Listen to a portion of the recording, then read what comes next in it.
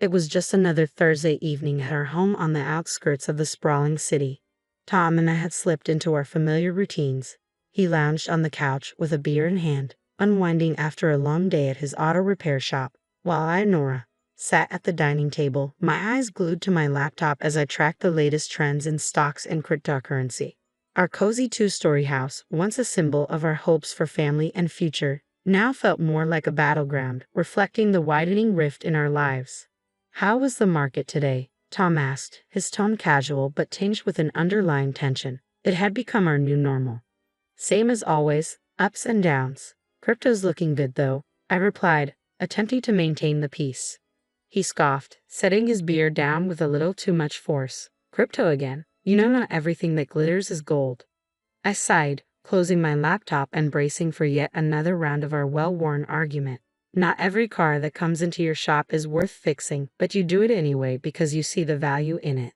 "Why can't you see the value in what I'm doing?" "Because cars are real, Nora. You can touch them, fix them, sell them. What you're doing, throwing our money to the wind and hoping it comes back with more, is just reckless." A familiar anger bubbled up within me. "Reckless? It's not reckless, Tom. It's calculated. There's a difference between gambling and investing." He stood up, pacing the room. "Calculated? You call putting our hard-earned money into something as volatile as cryptocurrency calculated?" "Yes, I do. I don't go in blind. I research, I study trends, I make informed decisions. It's no different from what you do with your shop." "My shop is a sure thing, Nora. People always need car repairs. But this is just a phase. What happens when it crashes, huh? What then? We could lose money on any investment, Tom. The shop could falter. Nothing is guaranteed. But we've seen good returns on my investments. Isn't that worth something?" He stopped pacing, running a hand through his hair in frustration. "It's not just about the money, Nora. It's about security. We shouldn't risk everything on a damn coin flip. Why can't we invest more in the shop, expand it? That's a real, tangible way to grow our money." "Are you suggesting we put all our eggs in one basket? What if something happens to the shop?" "Diversification is key. That's investing 101. He shook his head, the gap between our perspectives widening even further. "Sure, diversification, but into something stable, not this digital fairy dust." I stood up, feeling the need to defend my choices and my independence. "You know, for someone who runs his own business, you're surprisingly close-minded. And you're surprisingly stubborn." He shot back. "All I'm saying is we could be using that money to build something lasting, something we can see and touch, not just numbers on a screen." The conversation was going nowhere, as it often did. "Let's just agree to disagree, okay? I won't criticize how you run your shop if you don't criticize my investments," I stated firmly. Tom sighed, the fight visibly draining from him. "Fine, but just remember, Nora, when all this blows up in your face, don't say I didn't warn you." The tension between us wasn't the only strain in our lives. His family dynamics added another layer of complexity. Living close to his parents and sister meant frequent interactions, each one serving as a reminder of our differing views on family and responsibility. It was a Sunday afternoon when Tom suggested we visit his parents. The idea alone made my stomach knot. It wasn't his parents I minded, it was Sarah, his sister. Her lifestyle and choices were a constant source of bewilderment for me. "Come on, Nora, it's been ages since we've seen them, and Mom's been asking about you. Besides, Dad is fighting cancer," Tom pressed, noticing my hesitation. "Yeah, I bet Sarah's missed me too," I muttered, my sarcasm not lost on him. "Look, I know you two don't see eye to eye, but can't you just, I don't know, try for me?" Sighing, I finally agreed. "Fine, but I'm not staying if she starts on one of her shopping spree stories." When we arrived, we found Sarah already there, flaunting her latest designer bag. The air of superiority she exuded was like a heavy perfume, instantly grating on my nerves. "Look at this. Just got it yesterday. Isn't it fabulous?" she gushed, barely acknowledging our presence. "It's something," I managed to say, biding my time. Tom's mother, oblivious to the tension, ushered us inside. "Nora, dear, so glad you could make it. You two should visit more often." The afternoon dragged on, with Sarah dominating the conversation as she recounted her latest vacation and shopping exploits. I struggled to keep a neutral expression, engaging only in minimal conversation, but my patience was wearing thin. "So, Nora, still playing with your stocks and bits?" Sarah sneered, her tone dripping with disdain. It's called investing, Sarah. You should try it sometime instead of blowing your money on things you don't need. I shot back, my annoyance finally breaking through. Tom shot me a warning look, but it was too late. Investing. Please. Like gambling on the internet is anything to brag about. At least when I spend my money, I have something to show for it. I shot back, unable to hold my tongue. Something to show until it goes out of fashion next season. That's enough, both of you, Tom's father interjected, his tone stern. We're here to enjoy each other's company, not to argue about whatever this is. The rest of the visit passed in an uncomfortable silence. As we left, Tom couldn't contain his frustration any longer. Nora, why do you have to provoke her? Can't you just let it go for one afternoon? Me provoke her? She's the one who started it with her snide remarks. I'm not just going to sit there and take it, Tom. Sometimes I wish you'd try a little harder for the sake of peace. Try harder. I'm not the one splurging on luxuries and flaunting them in everyone's face. Why doesn't anyone tell her to stop acting like a spoiled brat? Because she's family, Nora. We look out for each other, even if we don't always agree with what they're doing. That's just it, Tom. Looking out for each other is one thing, but enabling bad behavior is another. There's a difference, and it's about time someone pointed it out to her. Tom sighed, weariness evident in his voice. I know, but what can we do? She's set in her ways, and Mom and Dad aren't going to change how they treat her. It's not just about Sarah, Tom. It's about us too. How are we supposed to plan for our future when there's always going to be this financial black hole in your family? We'll figure it out, Nora. We always do. Then the news hit us like a freight train. Tom's dad, Mr. Harrison, had lost his battle with cancer. It felt surreal. One moment, we were discussing treatment options, and the next, we were plunged into mourning.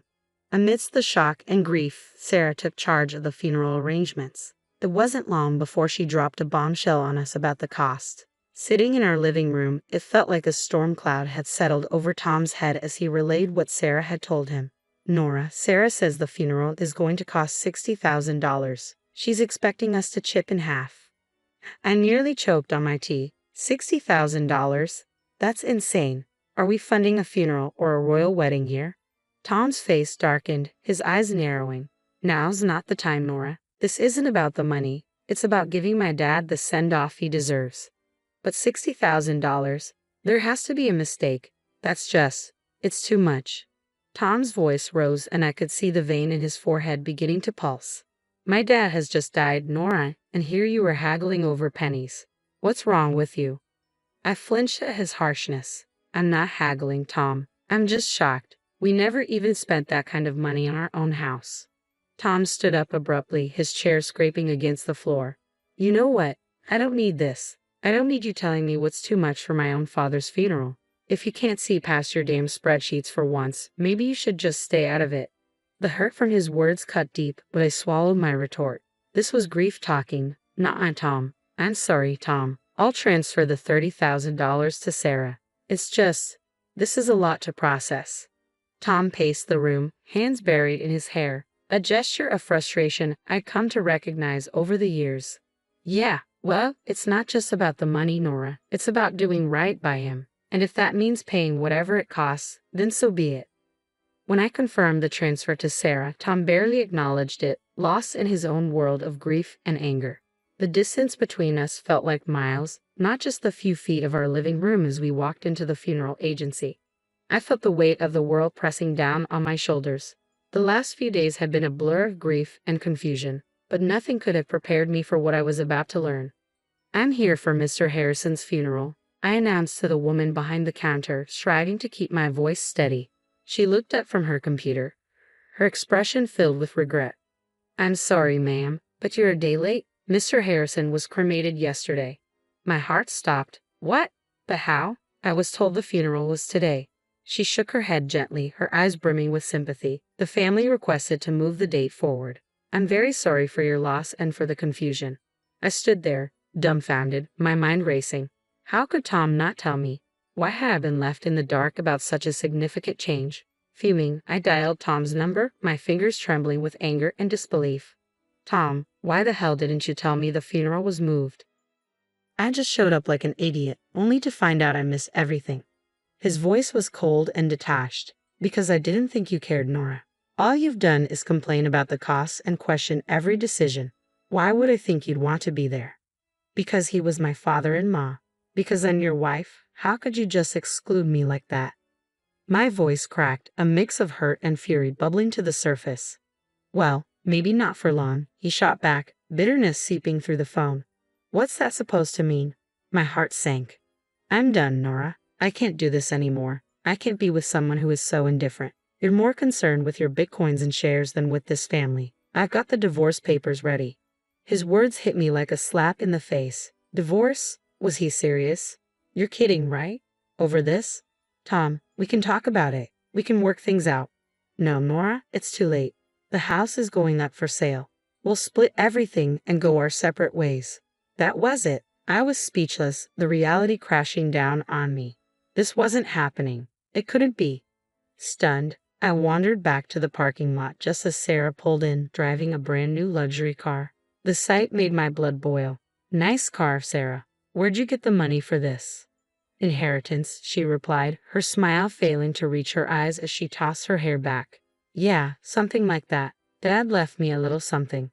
The casual way she mentioned her father, coupled with the shopping bags in her hands and the absence of any sadness on her face, was infuriating. A little something, huh? Looks like morning is treating you pretty well. Her smile faded, replaced by a smirk. Well, we all grieve in our own ways, don't we? Some of us invest in stocks, and some of us invest in cars. I clenched my fists, the injustice burning inside me. This was all wrong. Tom and I were falling apart, and here was Sarah, benefiting from the chaos. Enjoy the car, Sarah. Looks like it costs a pretty penny, or should I say a pretty dollar. She laughed, a hollow sound that echoed in the empty parking lot. Oh, Nora, always so concerned about the money. Don't worry, it's all been taken care of. I watched her walk away, her laughter lingering in the air like a bitter reminder.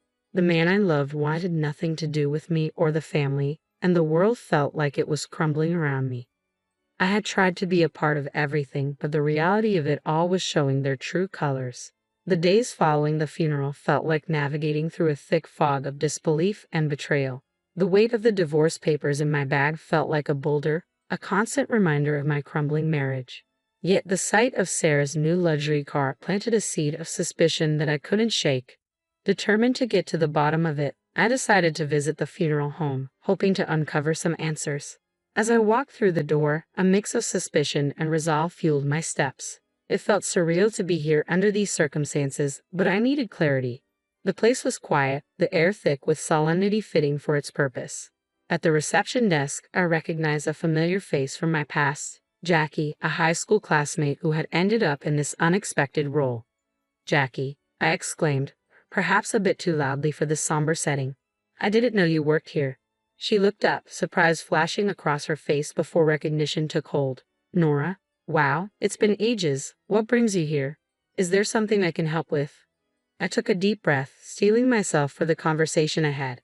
Yeah, actually, it's about my father-in-law's funeral. I heard it was arranged here. Jackie's expression shifted to a more professional demeanor, though curiosity still sparkled in her eyes. Sure, let me pull up the details. Give me a sec. As she typed away, I fidgeted, the gravity of the situation weighing heavily on me. When she found the record, her brows furrowed. Okay, here it is. The service was pretty standard. Cremation was requested. They kept things simple. The total came to $5,000. My heart sank. $5,000? But that's not what we were told. We paid $60,000, or at least we were led to believe that's what it cost. Jackie paused, concern etching her features.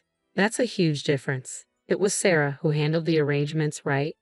Everything here was billed at $5,000. No more, she confirmed, and the pieces began to fit together, forming a picture I did want to see. Can you print me a copy of that bill? I need proof, I requested, my voice barely steady. Sure thing, Jackie replied, her tone sympathetic. She quickly printed out a duplicate of the check and handed it to me. Holding the paper felt like clutching a piece of a puzzle that would unravel a larger deception. Thanks, Jackie. I've got to sort this out. Armed with the printout from the funeral home, my next stop was confronting the family, particularly Sarah. The air felt heavy as I drove to my mother-in-law's house, where I knew they'd all be gathered, probably discussing the estate and the aftermath of the funeral. My stomach churned with a mix of dread and determination. When I arrived, the house was eerily quiet. I hesitated at the door, gathering my courage before stepping inside. The sound of my footsteps echoed through the hallway, announcing my arrival. In the living room, Tom, Sarah, and my mother-in-law sat together, looking like a picture of mourning that was about to be shattered. My mother-in-law, her eyes shadowed with grief, broke the silence first. "Dear, we missed you yesterday at the funeral. We thought you'd be there." Taking a deep breath, I replied, "I was told it was today. I'm so sorry for your loss." My voice remained steady despite the turmoil inside me. Then I turned to Tom. "Can we talk in private?" I hoped to spare his mother any more distress. Tom's response sliced through the room. "No secrets here. You're not part of this family anymore." His words stung, but I pressed on, pulling out the check from the funeral home. "Then explain this to me. The funeral cost $5,000, not the $60,000 Sarah claimed. Where did the rest go?" Tom looked genuinely shocked, turning to Sarah with a bewildered expression. "What's this about?" Sarah squirmed under our scrutiny. "I needed the money," she finally admitted, her voice barely above a whisper. The revelation hung heavy in the air until my mother-in-law, overhearing, added, "Your father saved for his own farewell. I even gave Sarah an additional $10,000 to cover everything." Doing the math out loud, I felt the tension rising. That's $70,000 total and only $5,000 spent. "Sarah, where's the rest?" Flustered, Sarah confessed she had splurged the money on a new car for herself, her gaze darting away from mine, unable to meet my eyes. I expected Tom to explode, but instead, he gently told her, "You shouldn't have done that. Be more careful next time." His response floored me. "Careful? She committed fraud, Tom. And you're okay with that?" Tom's justification left me reeling. "You wouldn't understand. You have no family. You don't get what it means to stick together." That was the last straw. In front of them both, I signed the divorce papers with a flourish. "Sarah, you owe me $30,000. Pay up, or I'm going to the police." Tom's protests followed me out the door, but I didn't look back. I had seen enough and heard enough. The betrayal was complete, and so was my resolve. As I walked away, the finality of my actions settled in. There was no going back, only forward, away from the lies and deceit that had tainted what I once believed to be family. Packing my life into boxes felt surreal, as if I were an observer in my own story. The for sale sign outside the house starkly reminded me of the finality of it all. By afternoon, I was settling into a small apartment that felt more like a fresh start than a downgrade. That evening, as I sorted through the remnants of my past life, my phone rang. Tom's name flashed on the screen, a name I no longer felt attached to. I answered, curiosity edging out resentment. "Nora, you need to back off, Sarah." Tom's voice came through, tinged with an uncharacteristic harshness. "Back off." I laughed, cold and sharp. "Not a chance. She took from me, and I want back. Your sister is a thief." Tom fell silent for a moment. "She's family. You wouldn't understand." "Family?" I scoffed. "That ship has sailed, Tom. As far as I'm concerned, you and your sister are just people I used to know." He tried to argue, but I cut him off. "Save it. Sarah has 2 weeks to return my money, or I'm pressing charges. And you stay out of it. You're nothing to me now." Hanging up, I felt a mix of sadness and liberation. The man I once loved was now just another obstacle in my path to reclaiming my life. 2 weeks later, a knock at my door heralded the return of my $30,000. Sarah stood there, her posture defiant, a smirk playing on her lips. "Here's your money," she spat, thrusting an envelope into my hands. "Happy now, you money-grubbing witch." I took the envelope, my gaze steady. "It's not about the money, Sarah. It's about principle, about not letting you walk all over people." She laughed, hollow and bitter. "Whatever helps you sleep at night." As she turned to leave, I called out, "Just remember, Sarah, karma's a real pain. What goes around comes around." Closing the door, I leaned against it, the envelope heavy in my hand. The money was a small victory, but the real triumph was standing up for myself, refusing to be a victim of their greed and lies. Life had found a new rhythm, calmer and more predictable. Then, out of the blue, my phone rang, displaying a number I hadn't seen in a while. It was Tom. A voice from a past I had neatly folded away. Hey, I need a favor. A big one? Tom's voice sounded more worn than I remembered. I paused, the suddenness of the call throwing me off. A favor. Tom, we're past favors, don't you think? It's Sarah. She's in deep this time. Debt's up to her eyeballs, and the wolves are at the door.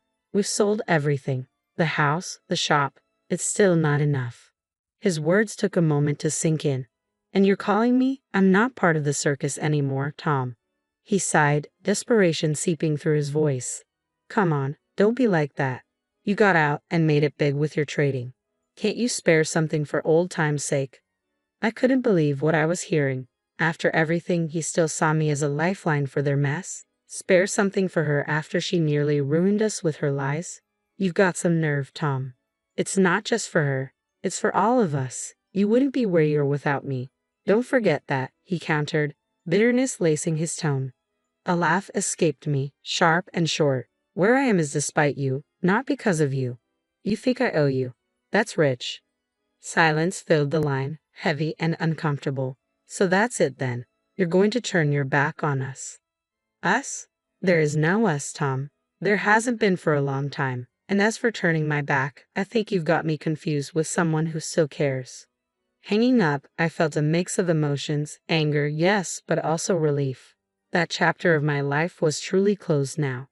Sitting in the living room of my new house, a place I had earned with my sweat and smarts, I realized how far I had come. This was my sanctuary, built not on the shaky grounds of deceit and manipulation but on my resilience and hard work.